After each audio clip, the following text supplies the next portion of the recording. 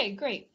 Thank you for inviting me to speak with you today. I'm the head of the LSST's Education and Public Outreach subsystem. And I'd also like to invite on the call today is the newly promoted deputy of EPO, Lauren Corliss, who has an astronomy background. She's been with us since October. And a lot of the things I'll discuss today, or the asks that I have of science collaborations, will be largely interacting with her and based on some of the work that she's done. So Lauren, if you want to flash your video so people can see your little face in the bottom, hopefully. Hello. I don't know if that worked or not, if people can see me. Hello, Lauren. Yes, we can. Hi, great. Okay, thanks. Thanks for joining, Lauren. 8 o'clock is early. Okay, so today I want to give you kind of an overview of what the EPO program is, specifically who our audiences are, what the deliverables we are building for those audiences, the development work we've done up to this point in our construction period, some of the successes we've had, show some of that stuff off, and then I'll move into some of the opportunities for the science collaboration to get involved during the construction project, and some of the things that we're actually in need of right now, some kind of expert assistance. So I'll ask for some of that, and then talk about some of the future work, where we're going over the next year or so, and then I'll also talk about the project and community workshop and what you can expect from EPO there. I think since this is recording, if you have quick questions throughout, then feel free to ask those, but maybe we can save questions to the end, just so if somebody wants to just listen to the presentation, they don't also have to listen to all those questions. Now, I want to clarify something that seems to be a confusion, a lingering confusion for this project, because it's a bit unique among other astronomy and large physics projects, in that education and public outreach is part of the construction project, which is great. That's not a very common thing among ground-based astronomy projects. But the distinction is that we are separate from communications inside of the construction project. So anything that you receive from the project right now, the digest, emails, social media, the maintenance of the website, the design of the website, all of that is run through the project communications office, which is the project manager is Ranpal Gill, and that's out of the project, out of the director's office. So what my role is to build the EPO program that will launch once we go into operations. So my construction funding funds me to build that program, not to actually do outreach or do communications right now. We will ultimately, in the pre-operations phase, come together so that when we are in operations, both communications and EPO are together under the same umbrella. But for now, we're separate. And so later on in the talk, I'll talk a little bit about what you can do now to kind of have communications promotion of any work that you might want to get publicized, versus what that might look like during operations. Okay, so it's just a little bit different than what most people are used to. So I'm not the one that sends you those emails, that's Ranpal. And if you send a message to communications-team@lsst.org, then it goes to the communications team to deal with. Okay, so back to EPO itself. Our mission is to offer accessible and engaging online experiences that provide non-specialists access to and context for LSST data so that anyone can explore the universe and be part of the discovery process. We are specifically emphasizing the online experience aspect of the programs that we're developing for a couple reasons. Part of that is because within the AURA framework of the other astronomy organizations that do offer EPO, so Gemini, NOAO, most of the things that they offer are very hands-on. They go to classrooms or they do things in person, and I think that's great and very valuable. But I also think that LSST offers something completely different in the way that it's serving its data to the community. We can take advantage of some of the modern web frameworks to deliver this data in accessible, interactive, web-based ways that are mobile-friendly, that teachers can use in their classroom without having to download any sort of software or data. And so I think what we're offering in this online sense is really trying to move into what the web offers, the potential of what it can do, and what a fully fledged EPO team can provide in terms of interactive, intuitive interfaces. So I'll describe that a little bit more, but just to point out that we're kind of unique in compared to what other EPO programs are offering. So we have chosen 4 main audiences that we are reaching out to, that we are engaging with in the products that we build. One is citizen science principal investigators. So specifically, I'll talk a little bit about the specifics. Formal educators, so teachers who might bring these activities into their classroom. Science centers, planetariums, people who get something like 2 million visitors a year that go through their doors to learn about astronomy and science, and then science-interested general public. Some of the specific deliverables that we are offering those audiences, for citizen science principal investigators, we are building the infrastructure for any scientist to initiate a citizen science project using LSST data, and that happens through the science platform to take data over into the Zooniverse, is who we've partnered with for this project builder. So part of our construction project is building that infrastructure and delivering that, dealing with all the data rights issues that come along with that, promoting the citizen science projects, offering templates for design if people want to use that and kind of fit within the LSST branding, and then also support materials to help PIs understand what are the best practices for engaging with the citizen scientists who are participating in your project. How do you get the most out of it from the results perspective from your audience? For formal educators, we are developing a suite of online investigations that are available through our website. They are completely interactive. They are based on LSST data. As soon as LSST data comes along, in the meantime, we're using precursor data, which I'll get into.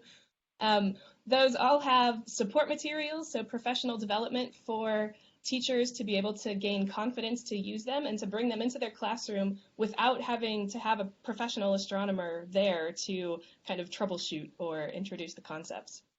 For science centers, we have a whole range of multimedia assets that are in the full dome format and that are freely available. They come with some support documentation that describe what's happening, some suggested things that they can say for moderation, and then some alert stream highlights. For the science-interested general public, there's quite a bit that fits under this umbrella. So in general, we'll be designing and hosting the operations website, which will be available in both English and Spanish. We'll do traditional media, so press releases and pretty pictures, but we'll also be taking advantage of social media in the sense that most of the general public is not going to find out about LSST through like visiting the website. They're not going to go and try to Google it for the most part. Mostly what they're going to do is see a link on social media and click that link maybe, or that'll take them somewhere, and then maybe they'll do something, they'll interact on the website with one of our activities, and then they'll be able to share that to their social media, and that would kind of promote things that way. So everything that we build will be with that in mind, mobile friendly, thinking about people on tablets, Chromebooks in classrooms, and taking advantage of social media and how people are actually discovering things these days. And then interactive visualization tools, these include how we're going to present the alert stream to the public. How do we make that exciting? How do we let people know what the telescope is doing and what it's finding, and how do they learn about more of the exciting research that LSST is producing? And I think I haven't redesigned this. One of the previous criticisms I got about this graphic was that everything looks like it's completely separate and independent, which is not the case. So to think about how to redesign that graphic. Almost anything that we build will be used in other areas. So our website will have a promotion of citizen science projects. It will show some of the latest videos. It will highlight some of the activities that we do with the formal educators, and some of those interactive tools will be featured in other aspects. For, inside of a press release or a science story, we might use some of those interactive tools that we've built for other purposes. Okay, so I'll start going through some of these audiences and specifically what we've achieved up to this point, kind of what the design is, what we intend to build. So for citizen science, we finished the first phase of development earlier this year, which was, yay! I was very excited to complete that. So we've worked with the Zooniverse, who's based in the UK, who's the most popular citizen science platform. They've been around for about 10 years now, and they've got up to about 100 research papers published based on results from the citizen science projects that they've initiated. So what we did was we worked with that team and data management to set up a workflow for how PIs initiate citizen science projects. So as a scientist, what you would do is you would go into the science platform. You would use the tools inside of the science platform to define the sample set that you would want to use as your for your citizen science project. You would kind of cut out your thumbnail images if that's what you're using. And then what you would do is there's going to be some kind of template Jupyter notebook probably that you would go in and you would say, this is my sample set. You would push that out into the cloud. The Zooniverse project builder would pull that over, and then you'd log it into the project builder through an interface that kind of looks like this. You would identify your sample set with a token or something like that, and then you'd follow this kind of like a WordPress form that they have developed to build your citizen science project. So you write your description, you've got your scientists, you show the images. Through this process, they give you a preview of what the website would look like for your project, and you get to kind of play with that, test it out. There's an official like 40,000 person volunteer beta tester group within the Zooniverse, so we'll offer that opportunity for you to test projects with very eager citizen scientists so they can give you feedback like that doesn't make sense. What are we supposed to do? Oh, this is so fun. So I think that's part of the process of what we're offering here, and it's pretty simple. So at the moment, what we finished in phase 1 was now the Zooniverse is ready to receive data. And so the next phase of work is actually going to be how do we get into the science platform and build the package that will be incorporated there to send data over. And so that's work that will be starting in fiscal year 21. The other thing that we've completed already is Spanish language capability. When we did a lot of our user testing in Chile, user needs assessment, most people that we asked had never heard of citizen science, and a lot of that is because most projects are built in English. They don't have Spanish equivalents of it. So what we did was work with the Zooniverse to ensure that within their platform, there is a capability to translate projects from English to Spanish, or write projects in Spanish, or translate them to any language. And so now what we can offer for our Chilean colleagues, for anyone, the ability to create citizen science projects with LSST data in any language, which is pretty spectacular, I think. I'm very excited about that. Okay, so that kind of all fits under our umbrella of really wanting to make things that are as inclusive as possible and reach a broader range of people to engage with than we kind of typically do within the astronomy EPO sector. So part of that is multiple language. Part of that is having web developers on our team who can think about, say, the heaviness of what we build. We can't send something out to a school that maybe they've got broadband internet, but you give them something and it just weighs it down and totally freezes the system. That's not going to work. And so thinking about how to make these activities responsive and not completely break the internet if the school has, just kind of recently gotten it. So phase 2 is implementing this package in a science platform. It's developing the templates for what your citizen science project can look like to fit under an LSST branding if you so choose. And then also we have to organize what we're calling a citizen science data policy committee, which will probably be a subset of the LSST data policy committee, which will, when you submit a citizen science project, you'll also have to submit kind of a paragraph about what metadata is absolutely required for your project to be successful. And then it's likely that we would scrape the rest of the metadata off of there, because once the data goes into the citizen science realm, it's public. And so we just have to be protective, aware of the data rights issues. And we've thought through that process. We just kind of have to put it in place. And so I'm confident that will work. And then we will be commissioning 2 citizen science projects in fiscal year 22 or 23. It kind of depends on what data becomes available from the commissioning process or simulated surveys, just to make sure that we are working with PIs on the full, from start to finish, making sure everything makes sense, that all the documentation's there, that the pipelines work, and then actually run those projects and fully support those projects before we hit the first data release of LSST. And potentially over the 10 years, I would imagine we could have 100 or 200 projects specifically for LSST data. And I'll reflect that the second part of the decision of building this infrastructure as opposed to hosting one or two projects as an EPO team is that we're not the experts. I have an astronomy background. Lauren's an astronomer. Those are the only two astronomers we've got on our team, but I didn't want to, uh, try to feign a preference for one type of science over the other. And so this infrastructure really allows as many citizen science projects to be created and is a research tool for astronomers to get their research done with data sets as massive as LSST. So that's all for citizen science. Maybe I'll pause and see if anybody has a quick question on that before I move on. So what is the Meg, I got a timeline? Go ahead, Megan. So a couple questions actually.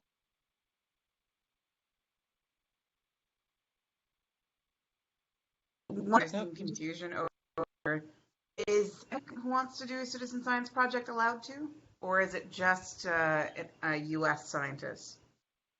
Anyone who has access to the science platform. But is that the U.S. science platform? Well, will be different science platforms, right? Yeah, so that's a very good point. So in the reflecting on kind of the recent information we've had on data rights and data access, I'd like to make it so that anyone who has data rights is able to start a citizen science project through this pipeline. And we'll have to work out some of the details as the specifics of what data rights and data access look like become more clear over the next couple years.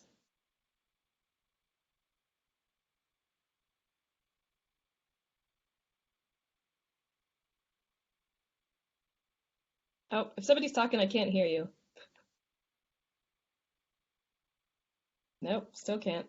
Are you muted? What is the timeline? When would you like to have input from us start coming in?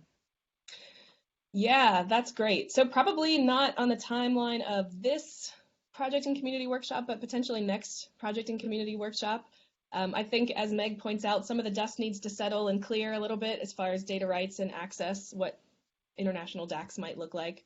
And that's not our focus for the next year. So if people are thinking about it, then probably in another year, they can start to come to us and let us know what types of projects they might be thinking about. And the other thing we'll ask is, within the project builder tool, they already have a lot of tools for citizen science to use that you can choose from. So do you have an image? Do you want people to put a circle around things or put a line, or are you just comparing things?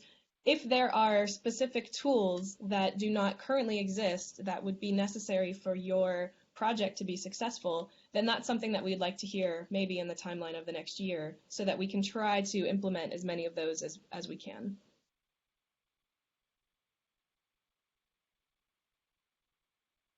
Amanda, one more question for you. You talk a lot about images, but say I want to do light curves. How's that going to work? Because that's going to require me to do some kind of plotting and create an image, but it's not necessarily running a cutout tool and sending it. So is that also going to be in the system, or would I have to run through the catalog, produce that myself, and upload it? Yeah, so that would probably be something you're going to have to do on your own so that the light curve looks like what you want it to look like to present to people. And then you would send that as the data set over to the project builder tool. So would that then have different checks? I'm sorry, say that again, you cut out a little bit. Yeah, will that have different checks on how to, like if I'm uploading that separately from LSST, how does that go through that review board? About metadata and things like that. Yep. So these are all the potential things to work out. What if somebody's taking things from a broker and so they're not actually going through the science platform and they're going straight over there? That's a little bit simpler because it's already public if it's gone through those brokers. But all the detailed workflows for how we deal with data rights will be the things that we're working through when we have a little bit more specific information about how data rights works. So great questions. I would say in the next year, like these are exactly the kinds of things that we'll be asking for input for, and then we'll be making sure that we can incorporate those workflows into our system. In Okay, so principle, if I'm yeah.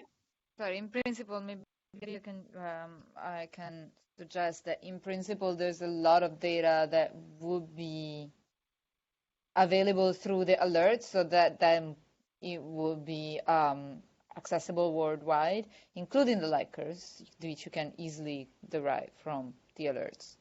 So in principle, there is data that not just images. There is actually a lot more data that can be accessed without any data rights constraints.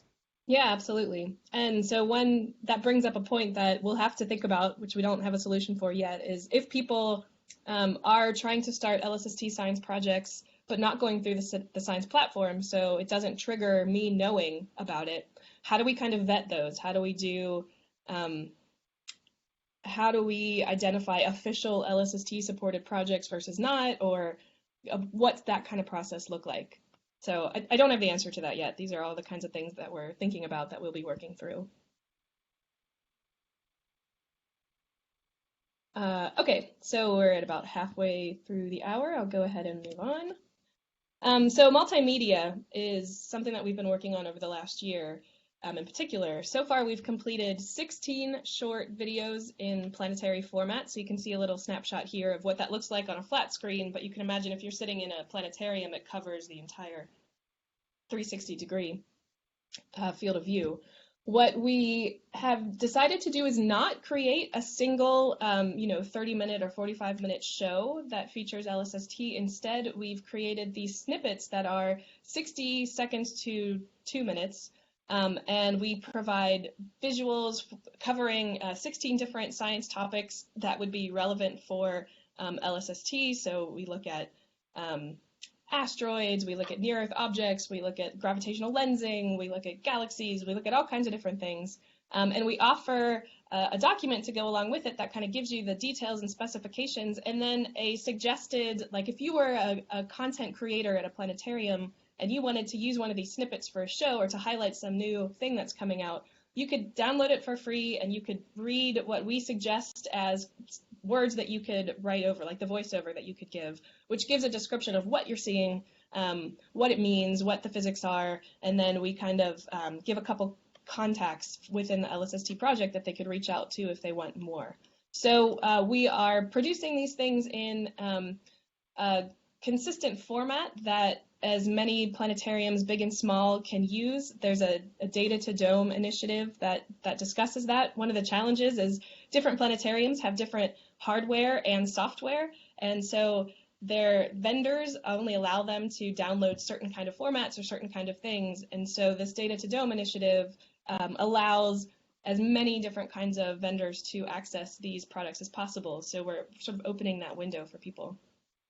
These are available to use right now, and we're using them in terms of user testing. So if somebody has access to a planetarium and they want to use these for part of a public talk or a class, you're more than welcome to access them. Send me an email. I'll ask you to fill out a little survey with it so that we understand how you're using it, why you're using it, what was successful, what could be improved, just so we have some understanding of how people might actually be using these, and then what we can build in about 2 years from now when we have a little bit more funding dedicated to creating more.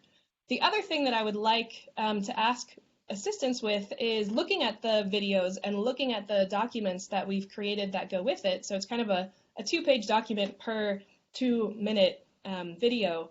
Just kind of fact-checking, just make sure the story holds up. Our job is to make sure it makes sense to non-specialists, but your job is to make sure that that it's accurate and it makes sense and it visually represents the kinds of physical phenomenon to the best of our knowledge right now.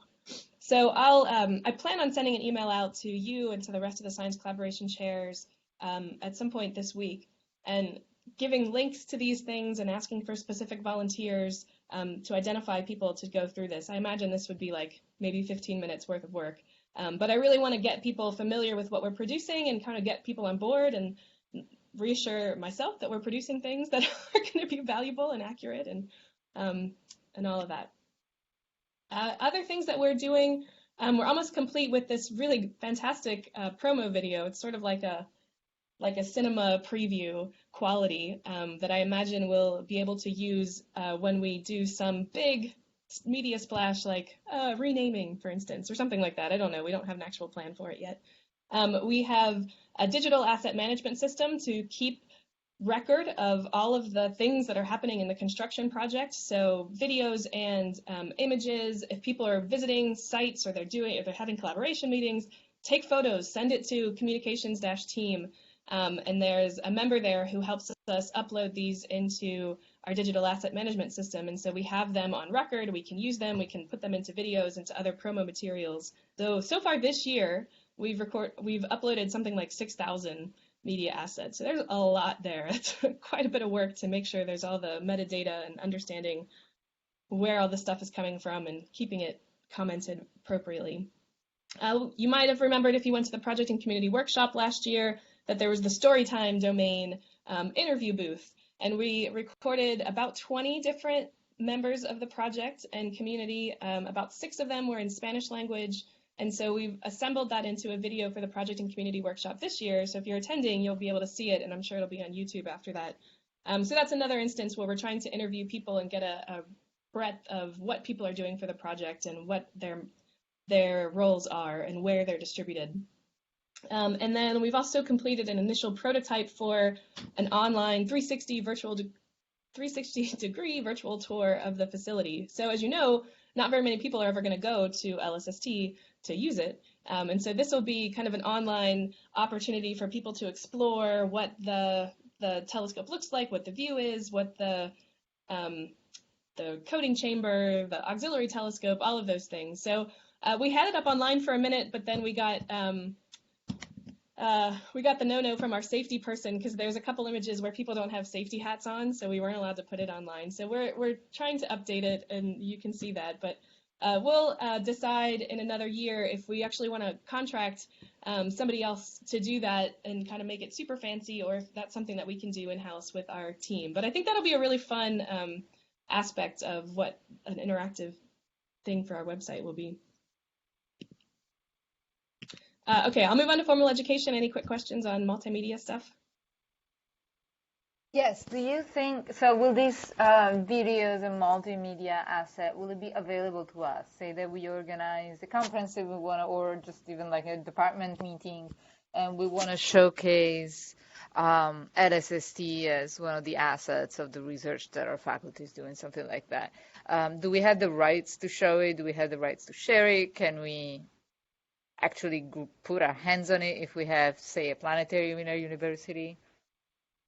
Yeah, so great question. If you do have a planetarium, again, feel free to reach out to me. These videos are available for use, but in terms of user testing. So they're not available to share worldwide. I don't have them available publicly right now. They will be ultimately, probably when we move into pre-operations phase. So something like fiscal year 21 or getting into fiscal year 22, we'll have a whole suite of kind of promotional infographics and videos that you'll be free to use. For now, it's sort of on a test request only basis. We are in the process of coming up with a complete inventory and making sure that all the documentation's there and we've got our understanding of our user testing, and we'll start to slowly roll that out. But if you are giving a talk, let us know. The communications team also has a whole suite of materials from YouTube videos to kind of handouts. There's postcards, there's things like that. So that might be the first stop if you email communications team. I see most of those emails, so if it's something specific for EPO, it'll come to me. So that would be the first place to request any kind of materials for your talks or promotional stuff.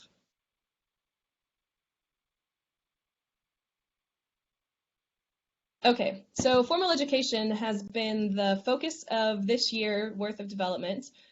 Here you can see some screenshots of a particular activity called Coloring the Universe. And there's an English version and a Spanish version at this point. We've done some user testing in Chile at a summer school with the Spanish version. This one asks people to kind of go through and build a color image from individual filters and what that means in an earthly sense, and then also for the astronomical image. So you can imagine assigning a color to different filters, and then almost like in an Instagram slidable way, you can adjust the intensity of the different colors. And so we've got a suite of astronomical objects that students can choose from to build their own astronomical image and then share them if they want. decide why they've made certain decisions about highlighting some aspects of the image versus others. So it really touches on giving people an intuition for why we make certain decisions in making color images, as opposed to the not too common, but definitely present, oh, they're making up these images, they're false color. So trying to address that a little bit in an actual productive way. I've got a couple of shots of, we've had 2 groups of educators come to Tucson, and we've sat down with them for a couple days each, just to really understand what they need in their classrooms, and what, we showed them a couple prototypes, some of the full suite of what we would produce within an investigation, and got some of their feedback.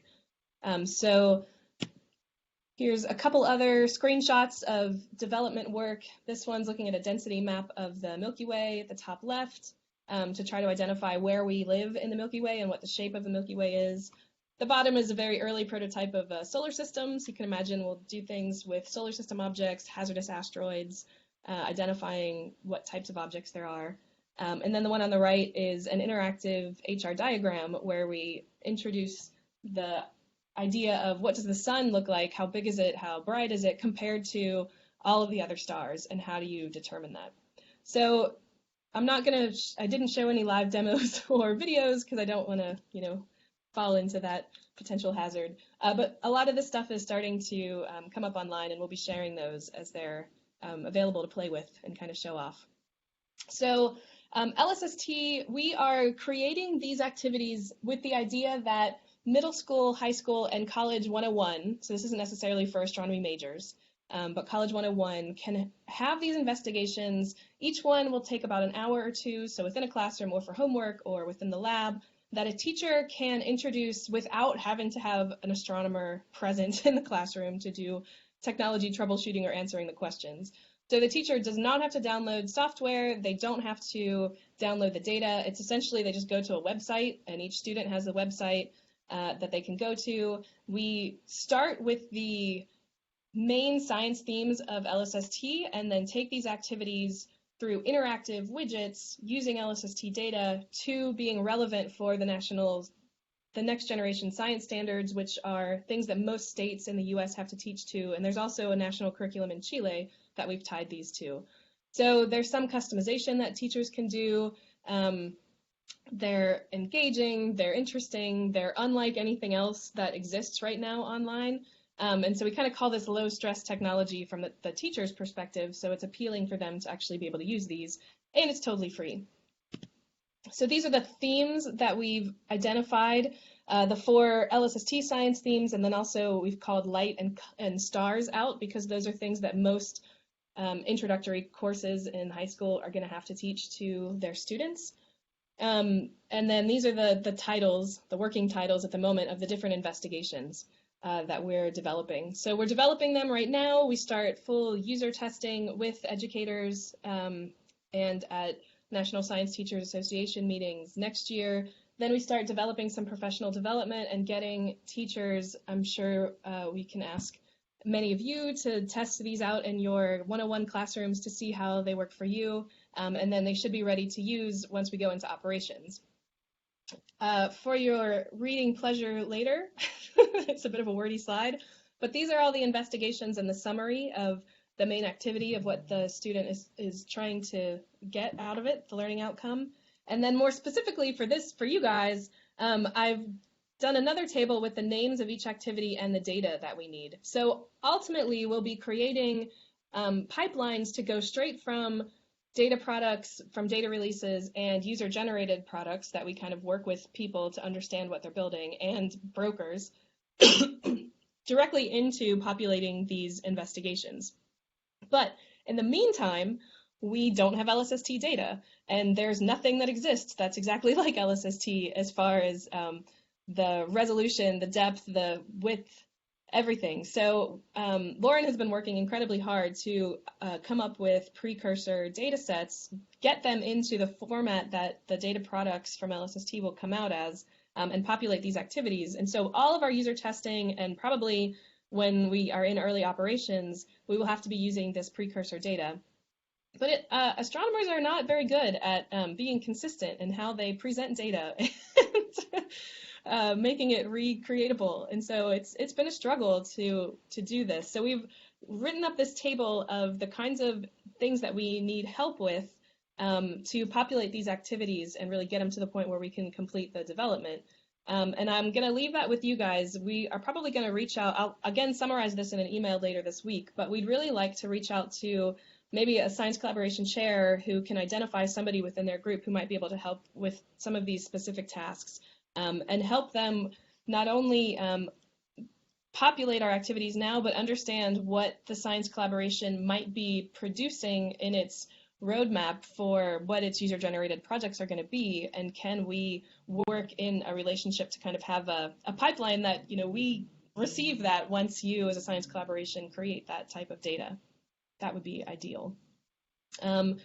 So, okay, I'll leave that there for now.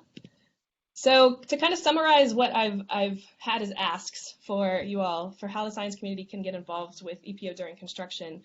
So we need expert help in gathering some of this precursor data right now for educational investigations and maybe down the road for some other things.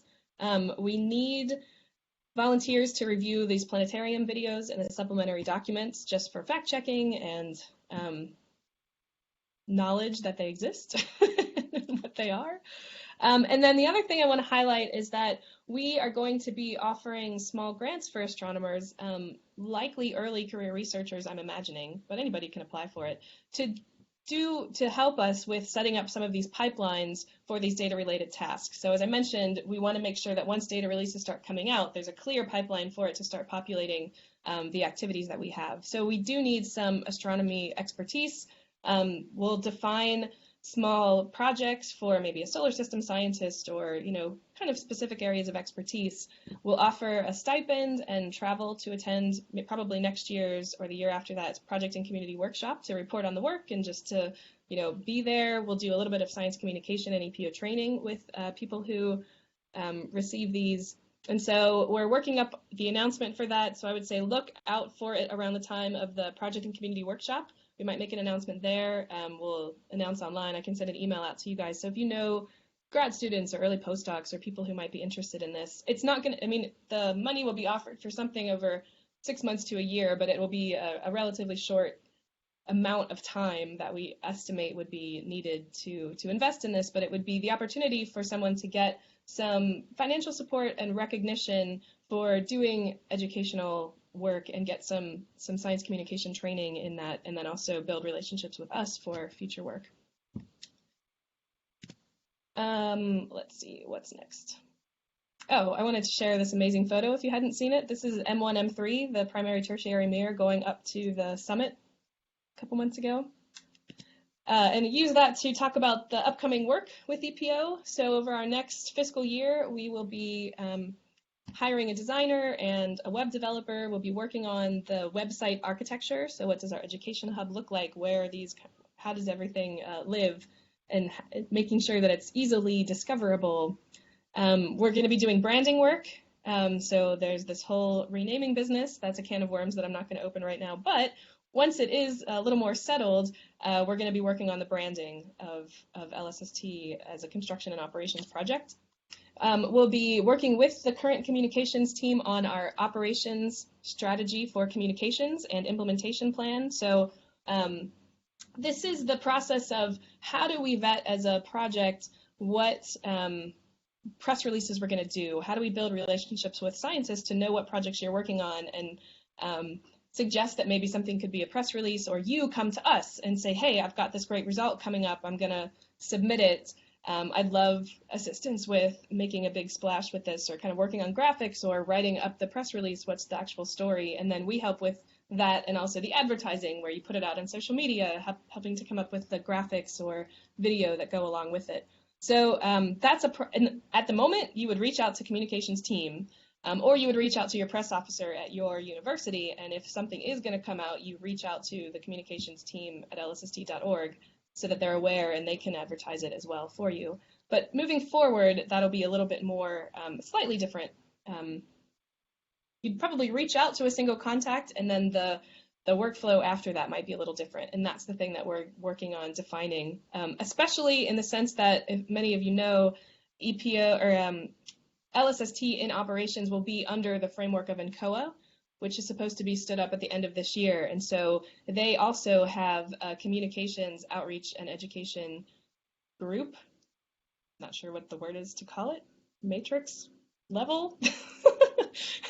And so over the course of the next year, we'll be working with the new head of that group, Lars Christensen, on how we can work together to kind of get maximal impact for any kind of press release or science result that we want to put out there. The other thing I want to highlight is we're going to be working in the next year on bringing the alert stream to the public. So designing an interface where the public can kind of get the latest highlights of what's going on, and maybe there's an interactive map, and maybe it talks about what was the telescope looking at last night, or what are the conditions on the summit.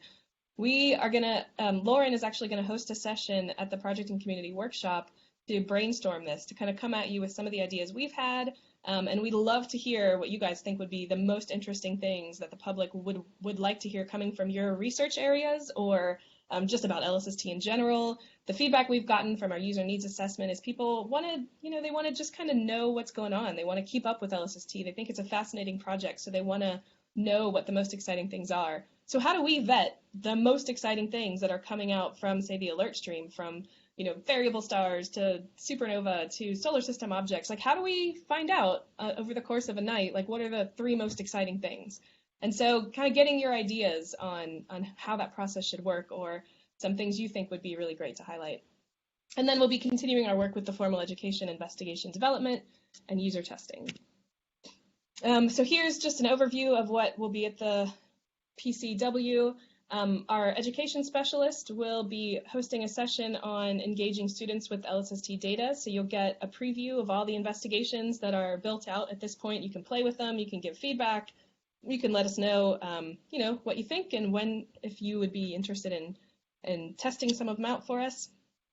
I'm going to do a session called Make Friends and Get Your Work Done, which is science communication, essentially. It's how do you communicate these complicated concepts that you're working on with people in an efficient and exciting way. How do you write better talks? How do you write better abstracts? How do you communicate things so that people understand them? That's really what we want, people to understand us. And so how do you do that? That's that session. I mentioned the bringing the alert stream to the public session that Lauren will be hosting on Wednesday. And then we'll be doing lightning stories again. I host some number of project members to give a little 5-minute overview on their role within the project and something else about them. What's the most exciting thing about that? What are their hobbies? It's proved to be a very exciting series of sessions in the last couple years. So those will be during the plenaries on Wednesday and Thursday. And then you'll also see the video that we've produced from the Storytime domain interviews last year. I think that'll be in the first plenary session that you'll see that. We're hiring. There's a web developer ad out right now. So if you know any former astronomers, web developers, anybody, please advertise this as broad as possible. And then we'll also be putting out an ad for a designer within the next couple weeks, I think. And so I'll leave it there. Thank you very much. If anybody has any questions, I'm happy to answer them. Did you hire a UX person? I remember you had a search for that. Yeah, we did. We hired one developer in May who has settled into the team amazingly quickly and has really made some great progress. At the same time, we lost a developer who had the opportunity to go live in France for a year and not work. So we gained a really great one, but we also lost one. And so now we're kind of, I wouldn't say negative, but we are in need of developers. We're building content quicker than we can actually put it online. So I do have a question about the formal education bit. When the person that you would sponsor to work on the pipelines, and you would get them to go to the project community workshop, the fellowship that you indicated. Do they have to be US based? Asking for a friend, for real. I think my work. That's a really excellent question. And I think I'm going to have to say right now that the answer is yes, but I will look into that over the next month. So by the time we make the announcement, I'll see what the official project status is on what I can support with the NSF funds. Thank you. If anybody has any more questions, please feel free to just ask them. Yeah, can you hear me now? Yes. Yes. This is Chad. Sorry. For the first 15 minutes I was walking through an airport, and now I'm driving back to campus so I can hear better. But thank you very much. I know for that your I effort. I know that I mentioned this issue I think to you last year, and I haven't had a chance to follow up. Although I did find somebody who is interested in taking this on within the ISSC, and that is the potential of, when you talk about 101 level materials, I immediately think of Stat 101 materials. I think that using LSST data would make for a lot of very interesting examples to incorporate into intro stat courses, intro data science courses, machine learning courses. So I would really like to pursue something like that. Is that something that you would be interested in? I think so. I mean, I think certainly having these things, having a large data set like this accessible to those fields makes a lot of sense. I'd definitely be interested in hearing a little bit more about what you mean in terms of like creating a separate investigation that isn't, well, yeah, I'd be interested in talking to you a little bit more about what that means and kind of what it would require from my team versus what we would support for you to develop or. Yeah, absolutely. Fortunately, I have somebody, there's somebody within our department who's trained as an astronomer who's really interested in pursuing something like this. So I think he could take on a lot of the heavy lifting. But, I'm just thinking about, if you have an intro machine learning course, you're talking about a classification method, getting those examples in front of students. I think it would be a great step to getting more people in those fields interested in astronomy. So it's definitely something I'd like to look into further. Yeah, sorry, that'd be great. I heard my name within the first 15 minutes. I did hear that. So if was there a question that I missed? I apologize. No, I was just asking if everybody could remind me what science collaboration they were involved in. Oh, okay. I filled in for you.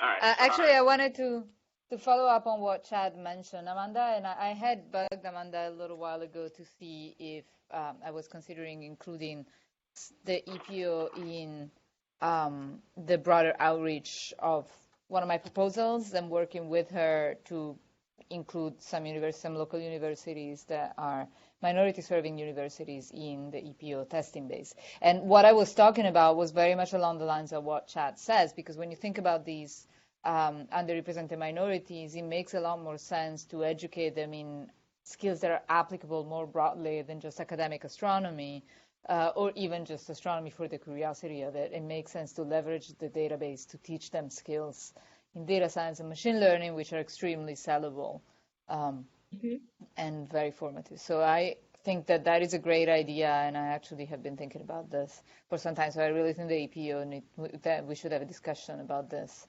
and see how the EPO can serve this, can have this role as well. Also, I wanted to say that as I bring this up, I think it's a really good thing that you talk to us, because I think we can make very strong cases in our proposals for the broader outreach if we work with you as, being involved in LSST and knowing that LSST has so much attention on public outreach and education. And if we can fold any of the support that we give to you into our proposals as part of our broader outreach, I think it can be a win-win. I mean, it's always going to be a win-win because it's great, but it can be a win-win where we actually get some grant money. So well, I think that's a perfect, it's a perfect combination, because we as the EPO team have made a decision, because you have to make decisions somewhere. You can't do everything for everybody. We've made a decision based on what exists out there and what the strengths of our team are, that we are not actually teaching coding. we are producing these interactive ways for not, data science students to interact with LSST data, but as part of a grant that maybe some people who do have expertise in machine learning or another application for this want to have that expertise and work on that development, then we can incorporate that into the infrastructure that we're building. I think that's a great marriage. Unfortunately, we've had to make decisions so that we can produce things that are as high quality as they can, and not try to reach too broadly and then not have a high enough quality for all of those. So I don't have any machine learning people on my team. I don't have that knowledge on my team right now. And so that would be a great way to get incorporation from the science communications in the ways that you guys are interested in. Excellent.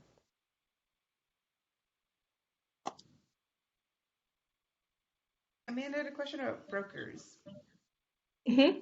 You talked about, what are the three most exciting things in the sky. I'm not sure there is only three exciting things in the sky per field per se, but have you started talking to brokers about ways that they might be able to help, or the potential brokers, given we now know what the set of them are, given the notice, the letter of intent had to go in?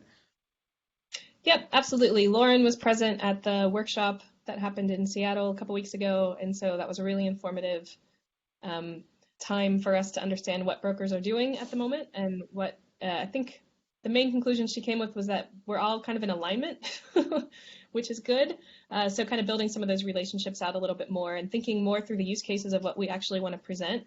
I agree with you. There's not only going to be three exciting things, but the public is not going to be able to digest 50 very exciting things. So we do need to be cognizant of what is most exciting for the public.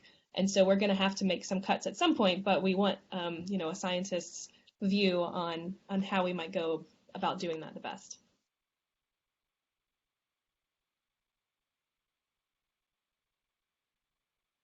Thanks. One other question I have is, just in general, it sounds like you used the project community workshop as a way to get a lot of feedback. My collaboration does not, in large numbers, go. So I'm just wondering if you have other suggestions of how to make that connection. Because for us, everyone's usually going to AAS and DPS. So a third meeting on top of it until there's actually science, like funding, travel funding in place, means that a lot less people go to the project community workshop. Although it's good, it's just currently the state of things for my science collaboration. Do you have suggestions on how to sort of encourage people, or is it just that they need to send an email to you or to your deputy? Certainly people can send an email to me.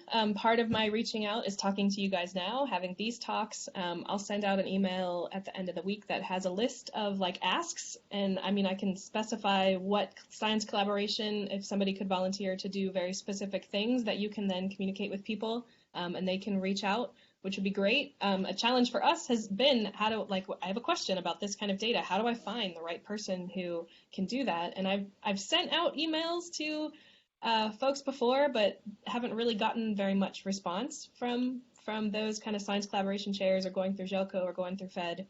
So I'd like to build up that relationship. I think now that I've got a very specific list of asks, I can go through the community.lsst.org forum as well and reach out that way. So those are two options.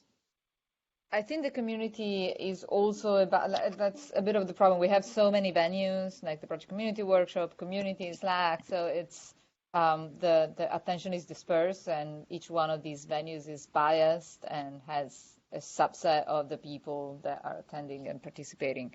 From our point of view as science collaborations, because communication sometimes is difficult even within the science collaborations, and because most of the science collaborations work on a non-funded basis, the most clarity in the question, the most clear the question, the easier it is, say, for me to go to the right science collaboration chair, and for the right science collaboration chair to go to the right person within their science collaboration that they think could have the answer and the time to give you an answer. And also we should probably establish maybe a specific line, I don't know if it's Slack channel or a mailing list, probably a mailing list at this point, where you can specifically address specific questions to the chairs. or something that is a little bit less cumbersome than you emailing me or Željko and then me emailing somebody else and then passing the ball down the line. But we can think about better ways to communicate. And then as far as AAS and DPS go, maybe we can put some thought into the AAS, because LSST does attend the AAS. They have a town hall every year at AAS. I know because I had to go back to AAS since I started working on the science collaborations that I swore I would never go to. So we can think about that as well. Yep. So the last two I don't know AAS, that helps. We always have somebody there, either the project. I've been at the last two AASs. Lauren will be present at the Hawaii AAS. Yeah. So we can organize even informally, because organizing splinter sessions is incredibly hard with. But I don't know that would help Megan specifically, because the solar system community tend to go to DPS more than AAS. So now yet another meeting. Project's going to DPS, EPSC this year. So there's the, I guess they're calling it a splitter session, but that's a town hall. So I don't know the agenda yet. There's not so I a don't lot know. of incentive for an EPO member to take time and money to go to DPS. So I'd much rather kind of reach out with very specific asks through an email or through community or something like that, I think, at this point. And to be fair, I haven't really had that many specific ones very well defined yet, so I think we're finally coming up to that point where I can reach out and ask some questions. But if you do have something you want to say, I think just sending slides along to whoever's giving this overview would be useful, just to get people thinking about it for DPS. But yeah, I agree. I don't think anyone from EPO has to be there, but I think is getting a couple slides into whoever's giving the overview would be great. The other thing that's worked, I think, really well with data management is that we have a data management liaison. So when I want to bother someone, I bother Mario, and I get, he's supposed to listen to me. I'm going to volunteer Lauren. We have a liaison to science collaborations, and that's Lauren Corley's, which I haven't advertised yet. So I think if you're saying, and I don't know if doing all the science collaborations one person is that might be a lot, I don't know, but I think if you introduce it that way and say this is the EPO liaison, she's going to be emailing you, this is the person you email, right? Then it's a more personal connection to the chair. And if you find that we're not responding, maybe we need to have also the EPO connected point in our science collaboration, which is that this is the person that the EPO liaison emails. Right, or contacts. So maybe human to human is better. I did try to set those up maybe in the last year. I think maybe 3 science collaborations offered a liaison, and we had kind of hit and miss communication with those individuals. So we can try to set that up again. Right. So there's 2 things, right? So Megan is talking about a liaison within EPO that will liaison with each science collaboration. I don't think the EPO team is large enough to have individual people would be one for the person. Different science collaboration. So I think it would be Lauren that would serve as the point of contact between the EPO and all of the science collaborations. But then we can also consider a liaison within the science collaborations to the EPO, and that would be a different person for each one of those. Frankly, for some of the science collaboration, that is also a difficult thing to generate because they're smaller and they're sort of less active right now, etc. I went through Hoops of Fire to get this science collaborations to generate a role for commissioning liaison, and that is very timely. So I think right now the 3 or 4 that you got might be all that you're going to get at this point, given the lead time to actually LSST startup, the overload of things to do, and the size and activity of each science collaboration. Well, but again, this is part of the reason why we've initiated these small grants, so that we can try to get someone with domain expertise, with dedicated, like they're getting credit for the work. It's not just a volunteer thing that they have to fit into everything else. Right. So they're getting credit, they're getting some funding, and they have the expertise within the solar system or whatever the area is that we need, and we have their attention for 6 months. So that's kind of why we've initiated that. Right. But that's just to clarify, that's just to build pipelines, right? So if you wanted someone consulting, that's different than what this grant will be. So the grant's for, I'm going to write that to use Open Orb that'll compute you X, Y, Z positions of comets. Is that correct? Just to clarify, in my sense, it was for coding parts of these EPO projects. Well, they haven't all fully been defined yet, so they might cover quite a range. I just kind of came up with an example or two for purposes of today. Okay, thanks. I think that where you didn't, just to be very practical, I think where you did not get a liaison offered by a science collaboration, just default back to the science collaboration chair as your point of contact. It probably indicates that the science collaboration is small enough and inactive enough that the role, that they just don't need to split the role, like there's not enough work that they need to like delegate the roles so distinctly. So just default to the science collaboration chair, and when you do contact them, include me as well, so that I can try and make sure that that people are paying attention and things like that, which I think is a job. Okay. Thank you very much. But this was outstanding and very, very impressive, I think. Oh, great. As my personal opinion. Yes, So thank you. I will distribute the recording to the rest of the chairs. We had 4, maybe at some point 5, but definitely 4 science collaborations represented. I will distribute the slides and the recording to the rest of the SCs. And then the slide at the end where you have the questions, I will copy them on Slack. I will copy the content on Slack. But I also want to say, let's figure out, let's indeed open a community board where we talk about these things. I know that this will will effectively cut out some of the science collaborations that just don't hang out on community. Okay. Well, and I'll put together a succinct list of the questions and, consulting things that we have at the moment, and then we can use that as the basis to kind of start this communication. Yes. And if possible, if you've got like 2 or 3 sentences of like who Lauren is, what she's supposed to be doing, I can send that out to my science collaboration. We have a monthly newsletter, but I'll just write, like I have it now in my Trello to be like, here's the EPO liaison if you've got any questions. But I think if you've got like what that role should mean, then like if you can send that out to all the science collaboration chairs, we can forward that to try to get that information out of like, if you have ideas and you're interested, or like this is this person, you should start talking to them. Great. Certainly will. Thanks.